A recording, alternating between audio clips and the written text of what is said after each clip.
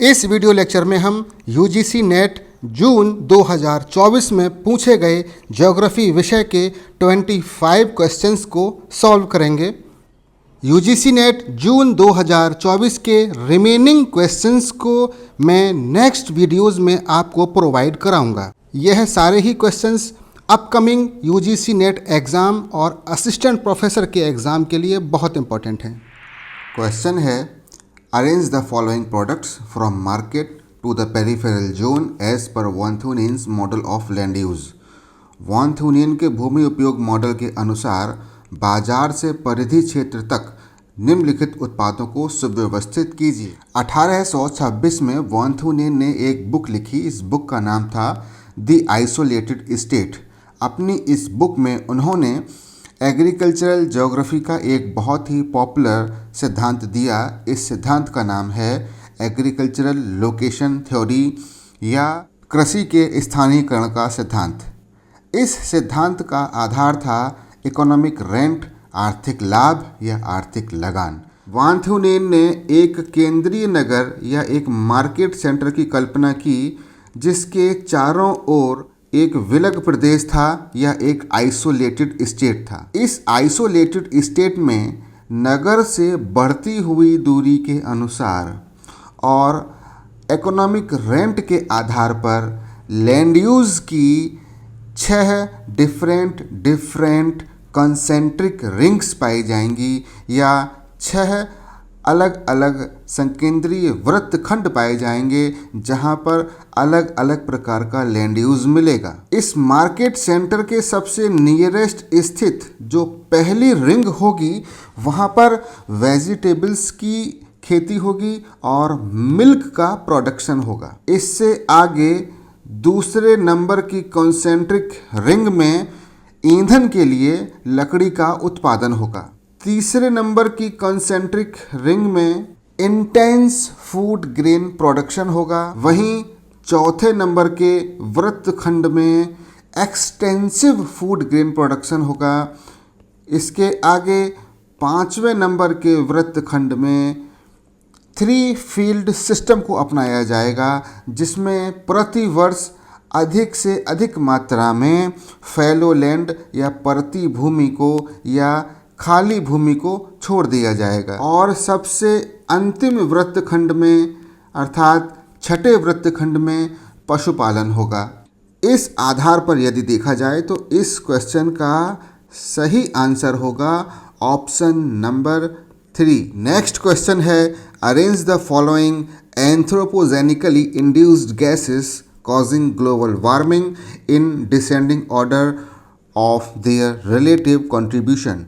भूमंडलीय तापन global warming करने वाली निम्नांकित मानव प्रेरित गैसों को उनके सापेक्षिक योगदान के आधार पर अवरोही क्रम में व्यवस्थित कीजिए। इस क्वेश्चन में 4 ग्रीन हाउस गैसेस दी हुई हैं जो कि ग्लोबल वार्मिंग करती हैं। ग्लोबल वार्मिंग में इन गैसों के रिलेटिव कंट्रीब्यूशन या सापेक्षिक योगदान के आधार पर इनको घटते हुए क्रम में, अवरोही क्रम में या डिसेंडिंग ऑर्डर में व्यवस्थित करना है। यह क्वेश्चन NCERT की बुक से आया हुआ है। ग्लोबल वार्मिंग में सबसे अधिक रिलेटिव कंट्रीब्यूशन वाली गैस है कार्बन डाइऑक्साइड। इसका योगदान है 60%। इसके बाद स्थान आता है मीथेन गैस का जिसका ग्लोबल वार्मिंग में रिलेटिव कंट्रीब्यूशन है 20% और इसके बाद स्थान आता है CFC क्लोरोफ्लोरोकार्बन का जिसका रिलेटिव कंट्रीब्यूशन है 14% और सबसे लास्ट की ग्रीन हाउस गैस है नाइट्रस ऑक्साइड जिसका ग्लोबल वार्मिंग में रिलेटिव कंट्रीब्यूशन है 6%। अब यदि इन गैसेस को उनके रिलेटिव कंट्रीब्यूशन के आधार पर डिक्रीजिंग ऑर्डर में लगाया जाए तो यहाँ पर सही ऑप्शन आता है ऑप्शन नंबर 3। नेक्स्ट क्वेश्चन है, identify the correct statements with reference to oceanic salinity. सागरीय लवणता के संदर्भ में सही कथनों की पहचान कीजिए। इस क्वेश्चन में 4 स्टेटमेंट्स दिए हुए हैं और यह चारों स्टेटमेंट्स समुद्री लवणता से संबंधित हैं। इन चारों कथनों में से जो कथन सही हैं, करेक्ट हैं, उनको आइडेंटिफाई करना है और सही ऑप्शन का चयन करना है। पहला स्टेटमेंट है salinity in oceans is maximum in doldrums. समुद्र में डोल्ड्रम में लवणता अधिकतम होती है। यह स्टेटमेंट बिल्कुल गलत है। डोल्ड्रम्स इक्वेटोरियल रीजन के आसपास पाए जाते हैं, जहां पर दोनों ही हेमिस्फीयर्स की ट्रेड विंड्स मिलती हैं, कन्वर्ज होती हैं। इस क्षेत्र की विशेषता है कि यहाँ पर विंड की स्पीड बहुत कम होती है, यहाँ पर अत्यधिक तापमान होता है, हाई ह्यूमिडिटी होती है और हैवी रेनफॉल होता है। हाई ह्यूमिडिटी के कारण यहाँ पर एवेपोरेशन का रेट कम पाया जाता है। इस प्रकार अत्यधिक रेनफॉल और लो रेट ऑफ एवेपोरेशन के कारण सैलिनिटी इन क्षेत्रों में कम पाई जाती है। दूसरा स्टेटमेंट है salinity in Red Sea is more than China Sea. यह स्टेटमेंट बिल्कुल सही है। थर्ड स्टेटमेंट है salinity is high in the northern part of the Caspian Sea due to high rates of evaporation. देखिए, कैस्पियन सी के अलग अलग भागों में अलग अलग प्रकार की लवणता पाई जाती है। इसके उत्तरी भाग में कुछ नदियाँ जैसे वोल्गा और यूराल नदियाँ अपने ताज़े जल को गिराती हैं, जिस कारण इसके उत्तरी भाग में लवणता या सैलिनिटी कम पाई जाती है, जबकि इसके दक्षिणी भाग में लवणता उत्तरी भाग की तुलना में अधिक मिलती है। इस आधार पर स्टेटमेंट सी गलत है। फोर्थ स्टेटमेंट है salinity in Bering Sea is more than in Baltic Sea. देखिए, बेरिंग सी की स्थिति उत्तरी प्रशांत महासागर में है और यह बेरिंग सी अत्यधिक लवणता वाले प्रशांत महासागर से सैलिनिटी को प्राप्त करता है, जिस कारण से इसकी लवणता अधिक होती है। वहीं बाल्टिक सी एक पार्शियली एनक्लोज्ड सी है। यह चारों तरफ से स्थलखंड से घिरा हुआ है। यह खुले समुद्र से एक बहुत ही सकरे रास्ते से जुड़ा हुआ है। बाल्टिक सी में चारों ओर स्थित स्थलीय भाग से नदियाँ फ्रेश वाटर को गिराती हैं, जिस कारण से बाल्टिक सी में सैलिनिटी बेरिंग सी की तुलना में कम पाई जाती है। इस तरह से स्टेटमेंट डी भी बिल्कुल करेक्ट है। इस तरह से क्वेश्चन में दिए हुए 4 स्टेटमेंट्स में से स्टेटमेंट बी और स्टेटमेंट डी सही हैं और इस आधार पर हमारा ऑप्शन नंबर 2 सही है। नेक्स्ट क्वेश्चन है identify correct statements about heartland. हृदय स्थल या हार्टलैंड के संबंध में सही कथनों की पहचान कीजिए। हार्टलैंड थ्योरी को मैकिंडर के द्वारा दिया गया था। इस क्वेश्चन में हार्टलैंड थ्योरी से रिलेटेड 4 स्टेटमेंट्स दिए हुए हैं, जिनमें से हमको सही स्टेटमेंट का चयन करना है। पहला स्टेटमेंट है the inner crescent include Japan. यह स्टेटमेंट बिल्कुल गलत है। दूसरा स्टेटमेंट है Australia and south America were included in the outer crescent. यह कथन बिल्कुल सही है। थर्ड स्टेटमेंट है after world war II Mackinder visualised the existence of 2 important centres of power in the world. यह स्टेटमेंट भी बिल्कुल सही है। फोर्थ स्टेटमेंट है the outcome of second world war turned from A power center to a power vacuum. यह statement बिल्कुल गलत है। इस प्रकार क्वेश्चन में मैकिंडर के हार्टलैंड थ्योरी से दिए हुए 4 कथनों में से 2 ही कथन बिल्कुल सही हैं, कथन बी और कथन सी, और इस आधार पर हमारा ऑप्शन नंबर 4 सही है। इस क्वेश्चन में 2 लिस्ट दी हुई हैं, लिस्ट 1 और लिस्ट 2। लिस्ट 1 में कुछ ओशियनिक ट्रेंचेस या समुद्री खाइयाँ दी हुई हैं और लिस्ट 2 में उन समुद्रों का नाम दिया हुआ है जहाँ पर यह खाइयाँ स्थित हैं। लिस्ट 1 को लिस्ट 2 से मिलान करना है और सही विकल्प का चयन करना है। इस मैप में मैंने पहले से ही इन ओशियनिक ट्रेंचेस को रिप्रेजेंट कर दिया है।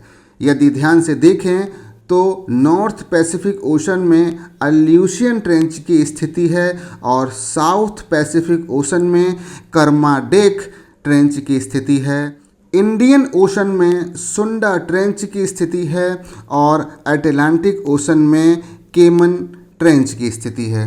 इस आधार पर यदि लिस्ट 1 और लिस्ट 2 को मैच किया जाए तो क्वेश्चन में दिया हुआ ऑप्शन नंबर 2 बिल्कुल सही है। नेक्स्ट क्वेश्चन है, arrange the following states in descending order on the basis of total scheduled tribes population 2011। अनुसूचित जनजाति की कुल जनसंख्या 2011 के आधार पर निम्नलिखित राज्यों को अवरोही क्रम में व्यवस्थित कीजिए।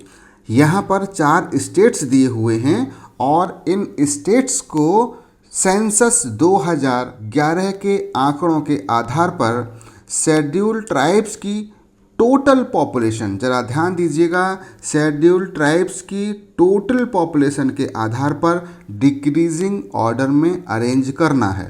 सेंसस 2011 के अनुसार महाराष्ट्र में शेड्यूल्ड ट्राइब्स की टोटल पॉपुलेशन थी लगभग 10 मिलियन के आसपास। वहीं उड़ीसा में शेड्यूल्ड ट्राइब्स की पॉपुलेशन थी 9 मिलियन के आसपास। मध्य प्रदेश में शेड्यूल्ड ट्राइब्स की टोटल पॉपुलेशन थी 15 मिलियन के अराउंड और झारखंड में शेड्यूल्ड ट्राइब्स की पॉपुलेशन थी 8 मिलियन के आसपास। अब यदि हम क्वेश्चन में दिए हुए अपने चारों ऑप्शंस को देखें तो इन स्टेट्स को शेड्यूल्ड ट्राइब्स की टोटल पॉपुलेशन के आधार पर डिक्रीजिंग ऑर्डर में लगाने के बाद जो ऑप्शन सही नज़र आता है वह ऑप्शन है ऑप्शन नंबर 1। नेक्स्ट क्वेश्चन है, the decade of 2021 to 2030 has been declared as the United Nations Decade on। United Nations ने 2021 से 2030 के दशक को डेकेड ऑन इकोसिस्टम रेस्टोरेशन के रूप में घोषित किया है। इस क्वेश्चन का सही आंसर है option 2, ecosystem restoration. Next question है, the rays of sun are vertical over Jhansi how many times in a year. Jhansi के ऊपर एक वर्ष में सूर्य की किरणें कितनी बार ऊर्ध्वाधर होती हैं। देखिए, कर्क रेखा से लेकर मकर रेखा के बीच का जो भी पृथ्वी का भाग है वहाँ पर तो सूर्य की किरणें धरातल पर 90 डिग्री का एंगल बनाते हुए वर्टिकली गिरती हैं, लेकिन इन दोनों ही रेखाओं के मध्य स्थित क्षेत्र के बाहर की तरफ इस एरिया के बियॉन्ड सन की रेज धरातल पर कभी भी 90 डिग्री का एंगल बनाते हुए वर्टिकली नहीं गिरती हैं। कर्क रेखा भारत के 8 राज्यों से होकर गुजरती है, गुजरात, राजस्थान, एमपी, छत्तीसगढ़, झारखंड, वेस्ट बंगाल, त्रिपुरा और मिजोरम। कर्क रेखा उत्तर प्रदेश से होकर नहीं गुजरती है और आप जानते हैं कि झांसी उत्तर प्रदेश में स्थित है। पूरा का पूरा उत्तर प्रदेश कर्क रेखा के नॉर्थ साइड में स्थित है। इस कारण से झांसी ही छोड़िए, पूरे के पूरे उत्तर प्रदेश में भी किसी भी स्थान पर सन की रेज वर्टिकल नहीं गिरेंगी। इस क्वेश्चन का सही आंसर है नेवर, कभी नहीं, ऑप्शन नंबर 3। नेक्स्ट क्वेश्चन है, in the occidental cultural realm which one of the following holds an important influence. पाश्चात्य सांस्कृतिक परिमंडलों में से निम्नलिखित में से कौन सा महत्वपूर्ण प्रभाव रखता है। यह क्वेश्चन कल्चरल ज्योग्राफी या सांस्कृतिक भूगोल से पूछा गया है। कल्चरल ज्योग्राफी में कल्चरल रियल्म या सांस्कृतिक परिमंडलों के बारे में पढ़ाया जाता है और प्रत्येक कल्चरल रियल्म की विशेषता के बारे में भी बताया जाता है। इस क्वेश्चन में एक बहुत ही महत्वपूर्ण कल्चरल रियल्म दिया हुआ है, पाश्चात्य सांस्कृतिक परिमंडल या ऑक्सीडेंटल कल्चरल रियल्म, और इस परिमंडल की सबसे प्रमुख विशेषता है कि यहाँ पर ईसाईयत या क्रिश्चियनिटी का प्रभाव देखने को मिलता है। इस आधार पर इस क्वेश्चन का सही आंसर है Christianity, option number 2। Next question है, arrange the following strategic straits of Indian Ocean from east to west. Hind महासागर के निम्नलिखित सामरिक जलडमरू मध्यों को पूर्व से पश्चिम के क्रम में व्यवस्थित कीजिए।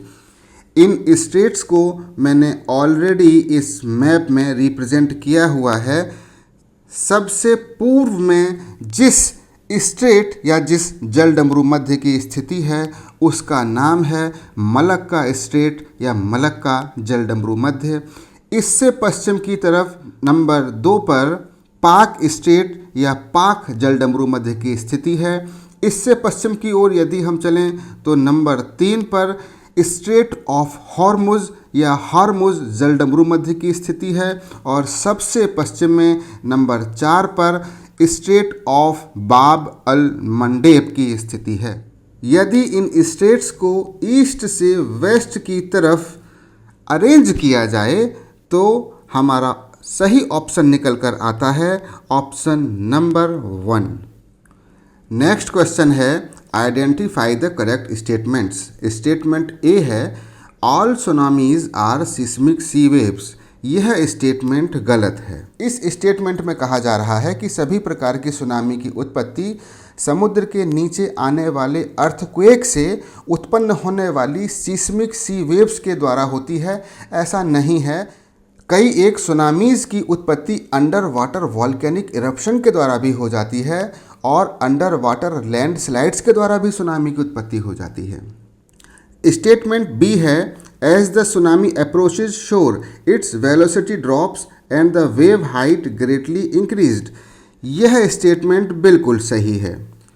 सुनामी जैसे जैसे तट की ओर आती जाती हैं तटीय क्षेत्रों में वाटर शैलो होता चला जाता है, पानी की गहराई कम होती चली जाती है और नीचे से फ्रिक्शन लगने के कारण सुनामी की वेलोसिटी कम होती चली जाती है। चूँकि tsunami enormous amount of energy लेकर आ रही होती हैं और तटीय क्षेत्र में वेलोसिटी कम हो जाने के कारण यह सुनामी तरंगें कंप्रेस हो जाती हैं और इस कंप्रेशन का परिणाम क्या होता है कि इनकी जो वेव हाइट है वो बहुत अधिक बढ़ जाती है। स्टेटमेंट सी है modern tsunami warning system depend on sea based seismometers and submerged devices and satellites. यह कथन भी बिल्कुल सही है। प्रेजेंट टाइम में जो मॉडर्न सुनामी वार्निंग सिस्टम है वह 3 चीज़ों पर निर्भर करता है। पहला है सीस्मोमीटर्स जो कि समुद्र के नीचे अर्थक्वेक्स को डिटेक्ट करते हैं। दूसरा है सबमर्ज्ड डिवाइसेस। इसके अंतर्गत एक बहुत ही इम्पॉर्टेंट डिवाइस होती है जिसका नाम होता है डार्ट बायस, BUOYS, डार्ट बायस।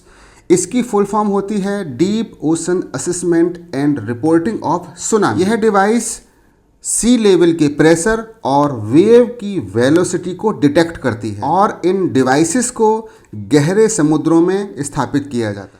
यह सुनामी वेव्स के इनॉर्मस प्रेशर को भी मेजर कर लेती हैं। तीसरा होता है सैटेलाइट्स।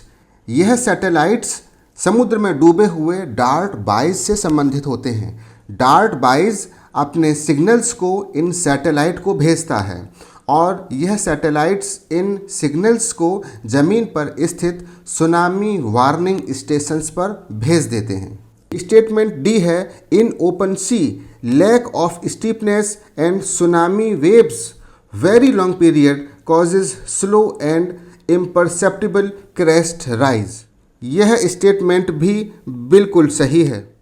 देखिए सुनामी वेव्स की जो वेवलेंथ होती है वो बहुत बड़ी होती है, साथ ही साथ इनकी जो वेव हाइट होती है वो बहुत छोटी होती है। इस कारण से इन सुनामी वेव्स में स्टीपनेस नहीं पाई जाती, इनमें बहुत अधिक ऊंचाई नहीं पाई जाती है। साथ ही साथ सुनामी तरंगों की एक अन्य विशेषता होती है कि यह बहुत ही लॉन्ग पीरियड वेव्स होती हैं। सुनामी के 2 क्रमिक क्रेस्ट या सक्सेसिव क्रेस्ट के बीच में 10 मिनट या कभी कभी घंटे भर का भी अंतर आता है।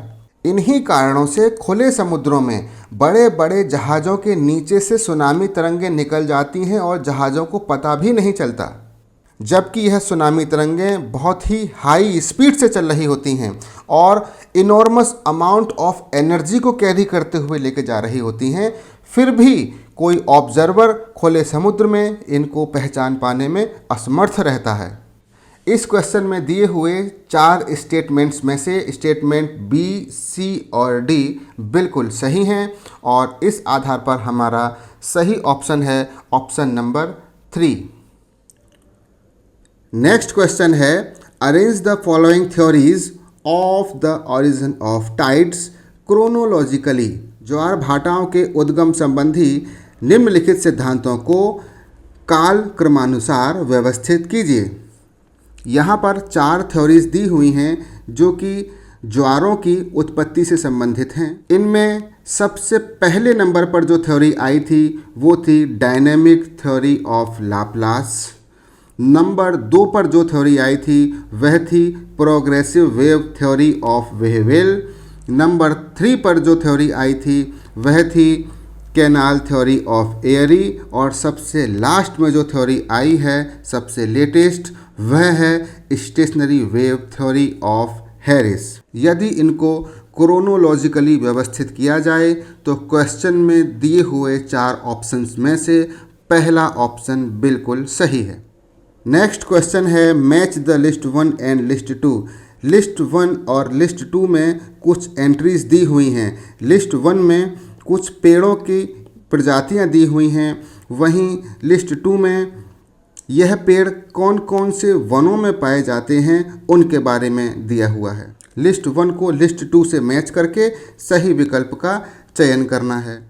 देखिए, इबोनी या आबनूस का जो पेड़ होता है वह ट्रॉपिकल एवरग्रीन फॉरेस्ट से संबंधित होता है। सैंडलवुड या चंदन का जो पेड़ होता है वह ट्रॉपिकल डेसिडुअस फॉरेस्ट में पाया जाता है।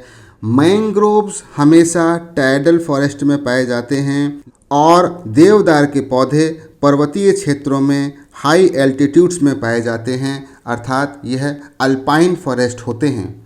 यदि इस क्वेश्चन में दिए हुए 4 ऑप्शंस को देखा जाए तो ऑप्शन नंबर 2 बिल्कुल सही है। नेक्स्ट क्वेश्चन है, match the list 1 and list 2। List 1 में कुछ ट्राइब्स दी हुई हैं और लिस्ट 2 में कुछ रेसेस दी हुई हैं। लिस्ट 1 में दी हुई ट्राइब्स लिस्ट 2 में दी हुई किस रेसेस से संबंधित हैं ऐसा मिलान करते हुए सही विकल्प का चयन करना है। सबसे पहले दी हुई है कादर जनजाति। यह जनजाति केरल, तमिलनाडु और कर्नाटका के कुछ क्षेत्रों में पाई जाती है और यह जनजाति नेग्रिटो प्रजाति से संबंधित होती है। संथाल जनजाति प्रोटो ऑस्ट्रेलाइड प्रजाति से संबंधित है। नॉर्थ ईस्ट इंडियन स्टेट्स जैसे अरुणाचल प्रदेश, त्रिपुरा और असम में पाई जाने वाली चकमा जनजाति मंगोलाइड प्रजाति से संबंधित है। बंगाल के कायस्थों का संबंध है द वेस्टर्न ब्रैचीसेफल्स से।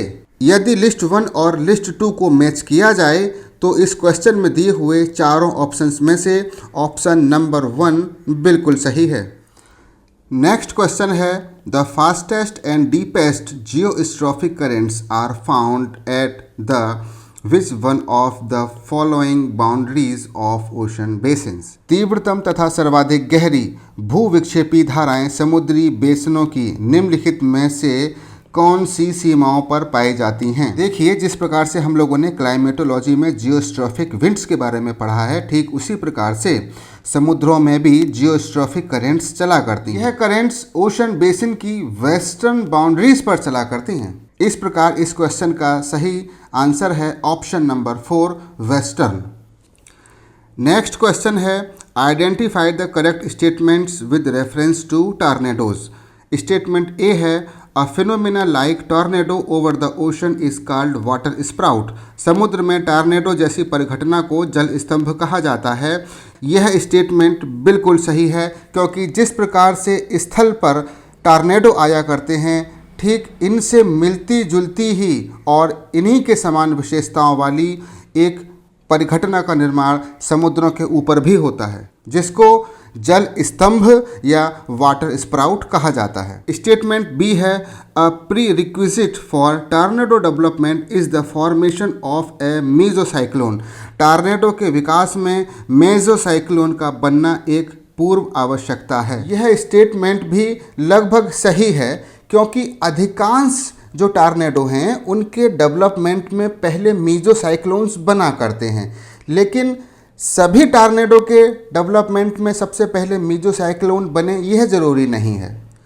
स्टेटमेंट सी है, a tornado represents a rotating funnel shaped column of air which extends from cumulonimbus clouds down to the surface. यह स्टेटमेंट तो बिल्कुल सही है।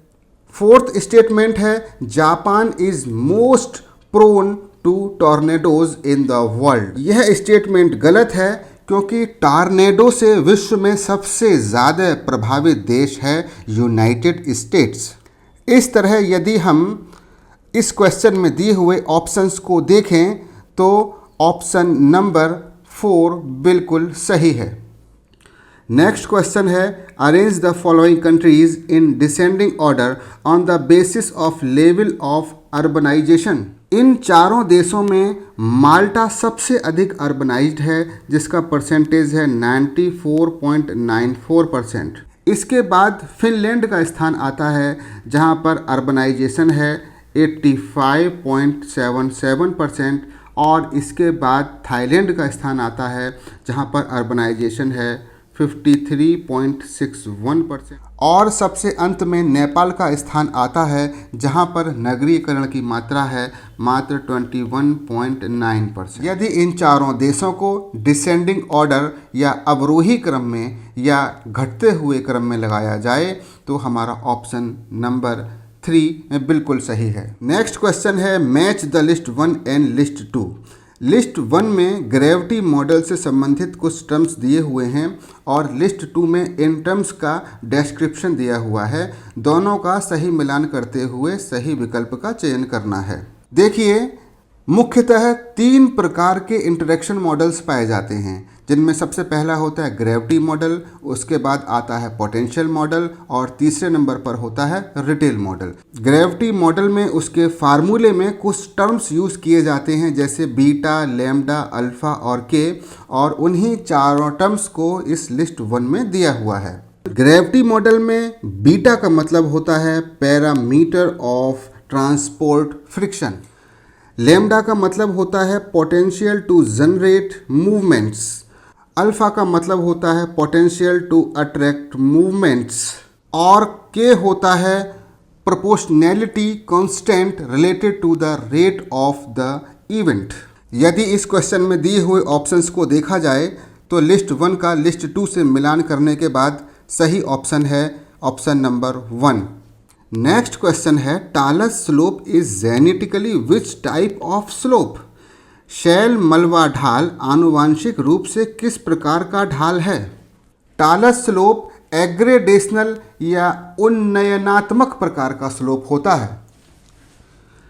मान लीजिए कि यह एक क्लिफ है या एक स्टीप स्लोप है। इरोजन के परिणाम स्वरूप ऊपर से रॉक फ्रैगमेंट्स यहाँ इस स्टीप स्लोप या इस क्लिफ के बेस में जमा हो जाते हैं और इनके जमाव के परिणाम स्वरूप इस टालस स्लोप का निर्माण होता है। इस प्रकार हम कह सकते हैं कि टालस स्लोप एक एग्रेडेशनल स्लोप होता है, जिसका निर्माण किसी क्लिफ या स्टीप स्लोप के बेस में रॉक मटेरियल्स के जमाव के फलस्वरूप होता है। इस क्वेश्चन का सही ऑप्शन है option number 4 aggradational. Next question है, the thunder storms are most frequent इन।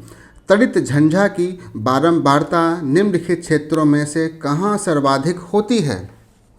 देखिए, तड़ित झंझा का संबंध हमेशा उच्च तापमान, उच्च आर्द्रता और वायु के कन्वर्जेंस या अभिसरण से होता है। भूमध्य रेखीय प्रदेश सबसे अधिक आइडियल होते हैं इन तड़ित झंझाओं की उत्पत्ति के लिए। इन भूमध्य रेखीय प्रदेशों में एक साल में 75 से लेके 150 और कहीं कहीं तो 200 दिन तक थंडर स्टॉर्म्स आया करते हैं।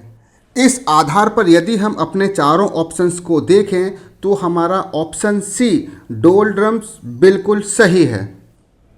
नेक्स्ट क्वेश्चन है Hawaii's Kilauea active volcano is situated at. Hawaii का किलौआ सक्रिय ज्वालामुखी निम्नलिखित में से कहाँ पर स्थित है। मैंने अपने पहले की वीडियोस में मेंटल प्लूम के बारे में बहुत विस्तार से बताया है। इस क्वेश्चन का भी सही जवाब है मेंटल प्लूम ऑप्शन नंबर 4।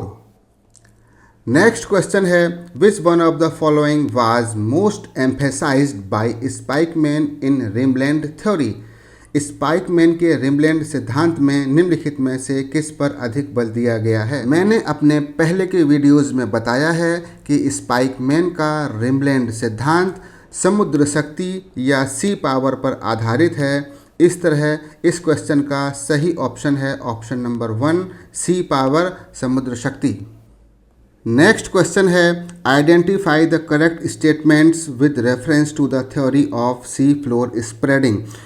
पहला स्टेटमेंट है continental drift theory considered sea floor as new and ephemeral features of the earth surface but sea floor spreading proved that they are old and stable.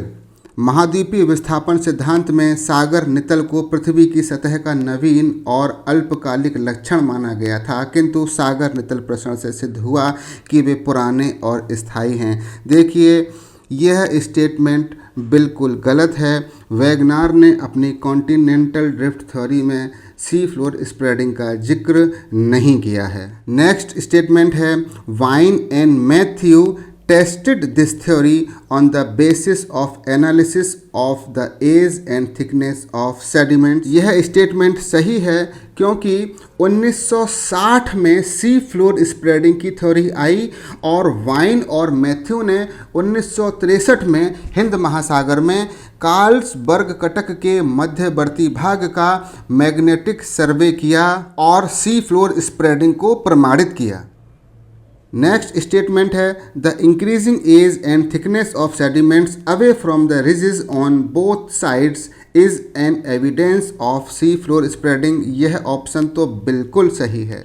Next statement है palaeomagnetism is the most scientific evidence in its favour. यह option तो बिल्कुल सही है क्योंकि पैलियोमैग्नेटिक study से प्राप्त scientific evidences से ही यह सिद्ध हुआ है कि सी फ्लोर्स में स्प्रेडिंग हो रही है।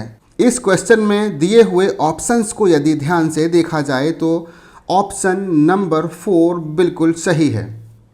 नेक्स्ट क्वेश्चन है match the list 1 and list 2। List 1 में कुछ नेविगेशन सिस्टम्स के नाम दिए हुए हैं, वहीं लिस्ट 2 में उन कंट्रीज़ का नाम दिया हुआ है जिनसे यह नेविगेशन सिस्टम संबंधित हैं। लिस्ट का मिलान करते हुए सही विकल्प का चयन करना है।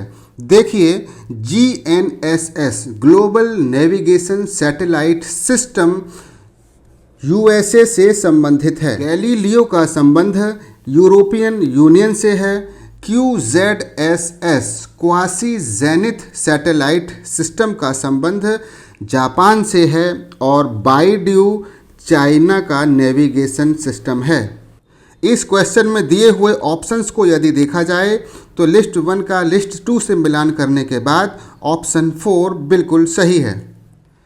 नेक्स्ट क्वेश्चन है identify correct statements about world trade organization. Statement ABCD यह चारों के चारों स्टेटमेंट्स NCERT से लिए गए हैं। पहला स्टेटमेंट है GATT was transformed into world trade organization. GATT का मतलब होता है general agreement on tariffs and trade.